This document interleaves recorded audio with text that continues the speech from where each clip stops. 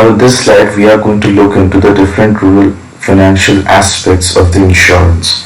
Now, how to finance your insurance? What are the things that we need to analyze over here? What are the things we have to look into while doing the insurance, applying for an insurance, or giving out insurance plan to the rural sector or the population of the rural community? Now, there are 9 different factors which are very broad sense of understanding we need to have about it, like analyze requirement, loss associated with assets, analysis of premium amount, check and compare various insurance plan, residence of the insured, agreement of premium, information to insure or bank about mishap, evidence of the event, and verification of the claim. Now, analyze the requirement. That is, if a particular person is coming up for a certain requirement of his insurance, then you have to analyze whether he is eligible for that kind of a financial or rather insurance policy or not. If he's capable or if he's applicable for that kind of an financial assistance for insurance, then you have to go into the other kind of analysis that needs to be done. Loss associated with assets. For suppose if you're insuring an asset, if that asset is lost, what is the kind of premium you are taking from the person in order to ensure that if a theft or damage or loss of the particular asset happens, then the amount that you will be paying back, how will get equated with the premium that is being paid? It is one of the very important reasons. That is the reason why before paying the premium or before charging the premium from the customer, one has to determine what is the value or what is the net worth of the asset which is being insured. Analysis of premium amount. Now this premium amount, just like the above two, needs to be associated.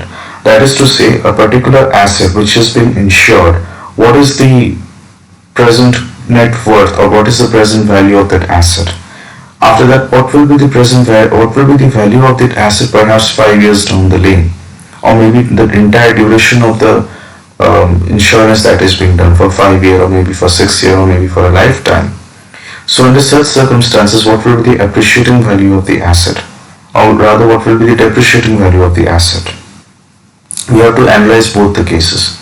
Therefore, if a damage or loss happens, then the amount that we have to pay back, how will it be equitable to the premium that they are paying? So the premium also gets determined by these different factors after judging and understanding and thorough analysis of these factors. In some cases we find that premiums are very high, and in some cases we find that the premiums are not so high. Check and compare the various insurance plan. Now this is perhaps the most important, not just for the particular organization or the institution who is giving out the insurance, but rather for that person also who is insuring it, or who is taking the insurance, or who is buying the insurance. They need to check and compare the various insurance plans and find out which is best suitable for them.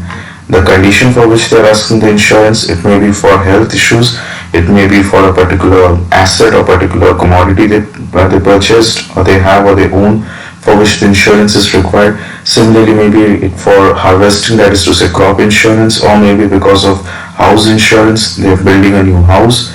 So they have to understand what is the exact type of insurance they want and what are the different plans available in that particular insurance. They need to compare it. Without comparison, they will not be able to get the best results suitable for them. And for this reason, we have to ensure that the customer, the rural customer is fully aware of the different kind of plans and how this entire insurance work. Because without knowing it, without understanding the nitty-gritties of finance, or maybe he may not be aware of the nitty-gritties of finance, but maybe he is completely unaware of the fact how this entire insurance works, then he will not be able to finance his premium and he will not be able to buy the right suitable insurance for his particular scheme for which he has come. Now, residence of the insured. First and foremost, we have to look for a permanent address of that person, where he lives, with whom does he live, who are his family members, what are the different assets he owns, what kind of a person he is. His address, his residency is a must for selling out insurance to such people or to any people. And after we have done all these things of analysis, understanding, comparing, chalking out the right plan, discussing with the customer, the final agreement for the premium must happen. That is, the customer at no time must feel that they are left out of this entire thing and we are charging something exorbitant of them without even discussing why we are charging and what we are charging.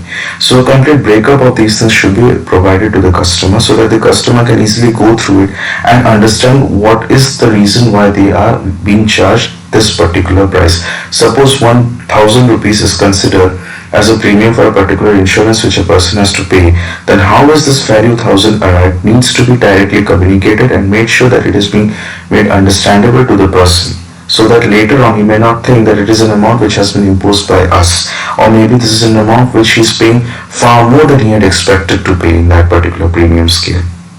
So these are the different things that we have to keep in mind before coming to an agreement. And once the agreement happens, if an agreement means it's a mutual dialogue between two people in which they have reached a common ground.